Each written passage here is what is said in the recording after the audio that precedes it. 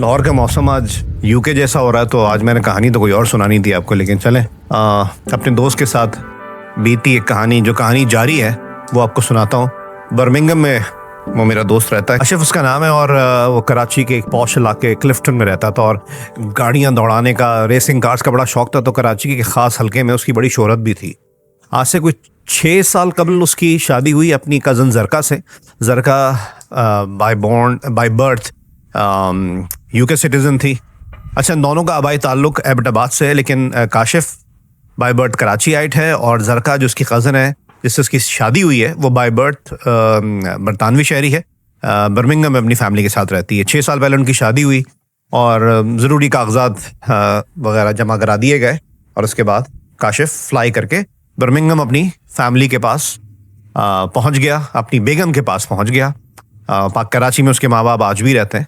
पहुंचने से पहले उसने कुछ रकम अपने ससुर को ट्रांसफ़र की कि मेरे लिए किराए का घर ले लीजिए वहाँ पे, और मैं और मेरी बेगम जो जरका है हम वहीं पर अपनी ज़िंदगी की शुरुआत करेंगे जब मैं वहाँ पहुँचूँगा।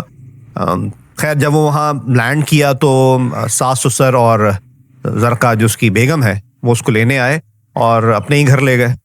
अब जाहिर बात है, बंदा लैंड किया है, थकान भी होती है, तो उस दिन तो उसने पूछना मुनासिब नहीं समझा। सोचा उसने कि अगले दिन मुझे मेरा घर दिखाएंगे जो उन्होंने किराए पे लिया है, जो मैंने रकम भेजी है। बहरहाल अगले दिन भी कुछ ख़ास अपडेट नहीं हुई, तो उसने अपनी बेगम से पूछा, तो उसने बोला मुझे इस बारे में नहीं पता, आपने क्या रकम भिजवाई थी और किराए पर फ्लैट या जगह क्यों नहीं ली गई, घर क्यों नहीं लिया गया, तो आप अब्बा से पूछ लें। अच्छा, इसने अपने ससुर से 2 दिन बाद पूछा कि भाई क्या हुआ, मैंने एक रकम भिजवाई थी और मैं चाहता हूँ कि हम लोग उसी घर में शिफ्ट हो जाएं फौरी तौर पे, जो आपने हमारे लिए किराए पे लिया है। तो वो उसको कंधे पे हाथ डाल के बाहर ले गए और किसी कॉफ़ी शॉप में ले गए, और वहाँ बोला कि बेटा हम चाहते हैं कि आप हमारे साथ ही रहो, और इस तरीके से हमारी बॉन्डिंग भी अच्छी होगी। मेरी बेटी भी जाहिर बात है एक नई ज़िंदगी शुरू कर रही है, तो उसके लिए भी अच्छा होगा, हम भी आप लोगों को गाइड कर सकते हैं, बड़ों का साया रहे तो बेहतर है। शुरू में तो उसको इस बातों से उकताहट हुई, इन बातों से, और उसके बाद उसने फिर रजामंदी यूं जाहिर कर ली कि फिर उसके ससुर ने बड़ा होने के नाते कि जी मैं समझा रहा हूँ, मेरी इज्जत रख लो, और ये और वो, कुछ बुरा नहीं होगा, और ये रकम तुम्हारी वापस, रकम का हमें कोई वो नहीं है, अब तुम ये अपनी रकम रख लो और हम हमारे साथ ही रहो। अच्छा, उस वक्त वो जी जितने उन्होंने वास्ते दिए बुजुर्गी के और बाकी चीज़ों के, तो वो खामोश हो गया। ज़िंदगी चल रही थी, 1 डेढ़ हफ्ता, 2 हफ्ता, 3 हफ्ते गुजरे। एग्जैक्टली लैंड करने के 1 डेढ़ महीने बाद उसको, पढ़ा लिखा था, मतलब अच्छी जगहों से पढ़ा था, अच्छे इंस्टीट्यूट से पढ़ा था, तो उसको एक मुनासिब नौकरी भी मिल गई वहाँ पर। अब लाइफ चलने लगी तो उसको एहसास हुआ कि उसकी सास बहुत मुदाखलत करती हैं हर बात में, कि खाना क्या है, जाना कहाँ है, कितनी देर के लिए रुकना है, कहाँ जाकर कब उठ जाना है, तो वो सब चीज़ें सास ससुर कंट्रोल कर रहे होते थे। जो जाहिर बात है ये उस तरह का मर्द तो था नहीं कि किसी गुरबत के माहौल से निकल कर आया हो, और उसने सिर्फ नेशनैलिटी के लिए शादी की है, उसने बराबरी के उसूल पे शादी की थी, उसके लिए चीज़ें अच्छी नहीं थी। अच्छा, 6 साल पहले आपको पता होगा कि कोविड शुरू हो रहा था, तो इसी दौरान बहरहाल एक दिन बड़ा झगड़ा तो नहीं, इसने अपनी बेगम से बोला कि भाई अब बहुत हो गया, मैंने शिफ्ट करना है, तो अपने वाले साहब से कहो या मैं डायरेक्टली पूछूं। तो उसने बोला आप डायरेक्टली बात कर लें, उन्होंने करीब ही कोई घर देखा। कह रहा है करीब, मैंने ऐसा नहीं है कि करीब ससुराल के करीब रहना है, मैंने बिल्कुल दूर रहना है, मतलब दूर इन अ सेंस कि वो साहिब अकल लोग यही सोचते हैं कि ससुराल से दूर रहा जाए तो थोड़ा मिलना जुलना अगर लिमिटेड होगा तो ही मामला हमारी सोसाइटी के जो अपब्रिंगिंग्स हैं लोगों की उसमें चल पाते हैं। तो उसने बोला मैं करीब तो नहीं लूँगा। बार उसने बोला कि मैं, मेरे फादर ने कोई जगह देखी, आप बात कर लें।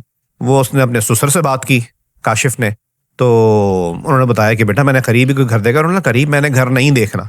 खैर वो फिर लेकर गए, कह रहे देख तो लो एटलीस्ट। वहाँ लेकर गए, उसको दिखाया, तो वो उसी लेन में, उसी गली में घर था कि जहाँ काशिफ का ससुराल था, जहाँ वो ऑलरेडी रह रहा था।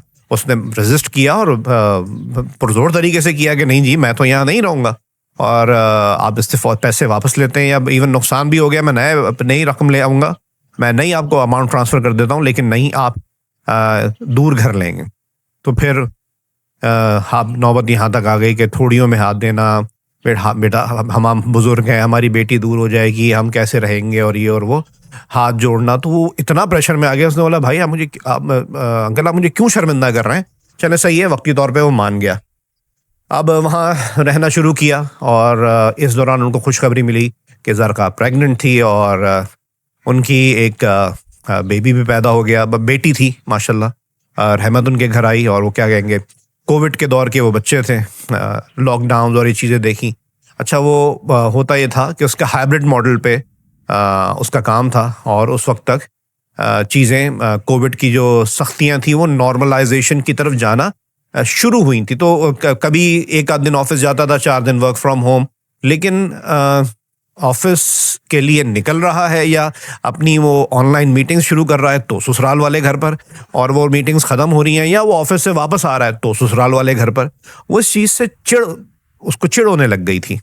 और बहुत दफ़ा तो झगड़े भी हुए, और जिस पर उसने कुछ, काशिफ था भी थोड़ा सख्त मिजाज का, तो कराची की ज़बान में उसने समझाने की भी कोशिश की। कुछ जो हमारे यहाँ जुमले हैं जो सुनते आते हैं हम आगे पीछे झगड़ों में, मोहल्लों के या फैमिली के, तो उसने बोला कि आपने अपनी बेटी जहनी तौर पे बिहाई नहीं है। इस तरह के जुमले वो बोल चुका था लड़ाइयों में, इसी वजह से कि बहुत ज़्यादा इन्फ्लुएंस रखती थी सास उसका, सास उस घर पर जो काशिफ की कमाई से चल रहा था। काशिफ ने ही उसकी डाउन पेमेंट की थी, वही उसका किराया देता था, तो कोई किसी का एहसान नहीं था। बहरहाल चीज़ें चल रही थी। हुआ कुछ ये कि जैसे जैसे सख्तियाँ नरम होनी शुरू हुई तो काशिफ के माँ बाप की तरफ से ख्वाहिश का इजहार किया जाने लगा कि उन्होंने अपनी पोती देखनी है। अब कोविड की सख्तियाँ बिल्कुल कम हो चुकी थी, शायद 2.5-3 साल की उनकी बेटी हो गई थी, और काशिफ ने ये प्लान बनाया कि भाई मुझे छुट्टी नहीं मिल पा रही है, और मिल भी रही है तो 1 महीने की मिल रही है, तो मैं करूँगा ये कि 1-1.5 महीने बाद छुट्टी के लिए अप्लाई कर देता हूँ, और 1 महीने की छुट्टी मैं लेकर आ जाऊँगा।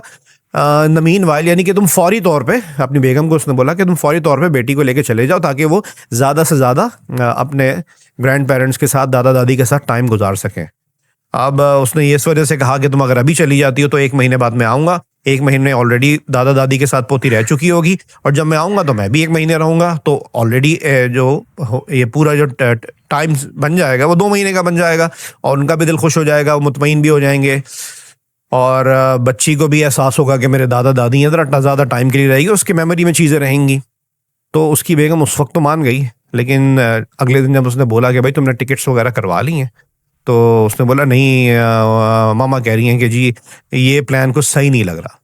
यहाँ पर उसको बहुत गुस्सा आया, बहुत गुस्सा आया। उसने इस बात पर काफ़ी झगड़ा किया। तो फिर उसकी सास, जो अपने घर पे तो कम ही होती थी, काशिफ के घर पे ज़्यादा रहती थी, तो सास ने आके रात में जब डिनर पे मुलाकात हुई तो उन्होंने बोला कि नहीं जी हमें सही नहीं लग रहा, ये ऐसा नहीं ऐसा करेगी। उस पर उसकी जो क्या कहते हैं बर्दाश्त की लिमिट थी वो ख़त्म हो गई, और उस दिन बहुत झगड़ा हुआ।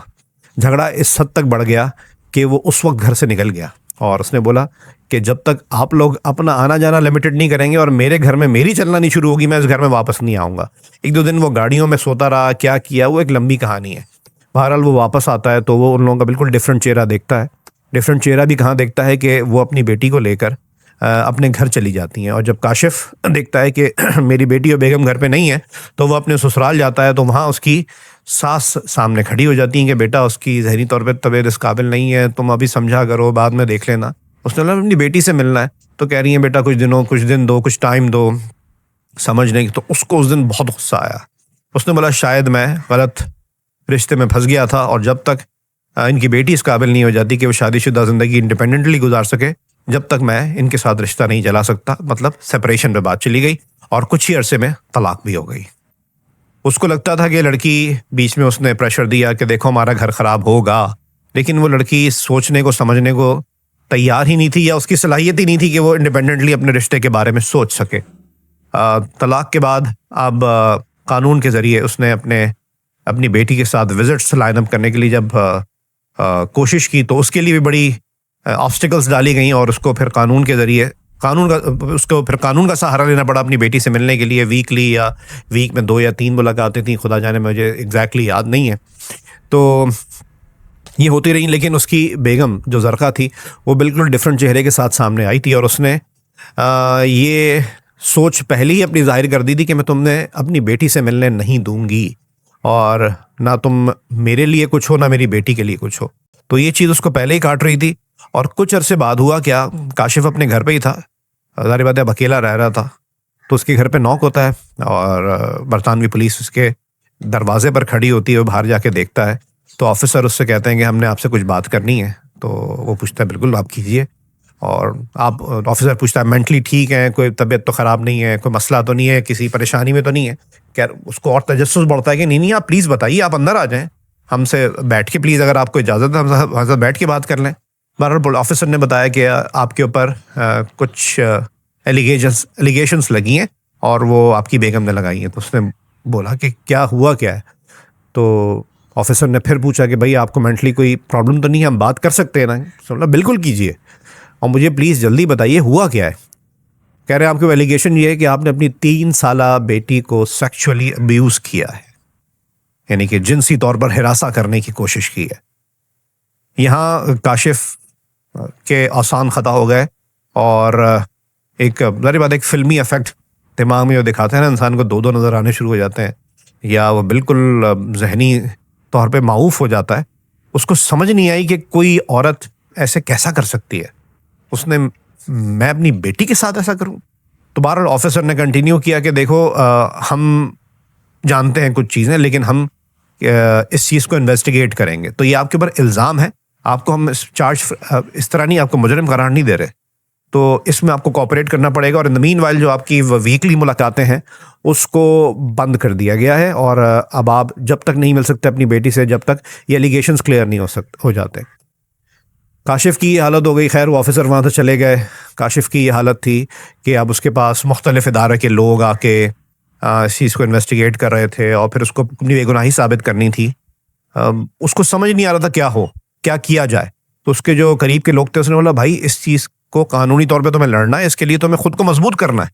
तो उसने किया क्या कि फिर उसने शवाहिद इकट्ठे करने शुरू किए, और उसकी खुशकिस्मती कहें या नीयत का साफ होना कहें, उसको कुछ लोग मिल गए जो गवाह बनने को तैयार थे। उसमें उस मॉल का एक दुकानदार भी था, जिस मॉल में वो आखिरी बार अपनी बेटी को जब मुलाकातों के लिए बाहर ले जाता था तो वहाँ लेकर गया था। तो उसने भी सोचा कि मैं इससे भी बात करूँ। तो दुकानदार फॉर्चुनेटली राजी हो गया कि हाँ मैं आपके लिए गवाही दूंगा, मैंने आपको देखा है, आप अपनी बेटी के साथ यहाँ एक बार नहीं कई बार आए, तो ऐसा कैसे है, और आप फिक्र न करें। ऐसे 2-3 उसको गवाहान मिले, और उसके ऊपर से ये केस का इल्ज़ाम उसमें वो बरी ज़िम्मा करार दिया गया। 1 साल लगा इस पूरे पीरियड में, मैं इसको फास्ट फॉरवर्ड कर रहा हूँ, 1 साल लगा इस पूरे पीरियड में। इस बीच में वो बता रहा था, कह रहा मैं 2-2 3-3 घंटे गाड़ी में बैठ के, कभी घर में बैठ के सोचता रहता और रोता रहता कि मेरा फ्यूचर क्या होगा, कल को मेरी बेटी ने जवान होना है, कि अगर वो सुनेगी तो मुझ पर इल्ज़ाम साबित हुआ था नहीं हुआ था, अगर मेरी बेटी के दिल में, दिमाग में बाल बराबर भी शक आ गया कि क्या मेरा बाप ऐसा था, तो क्या मैं ज़िंदगी भर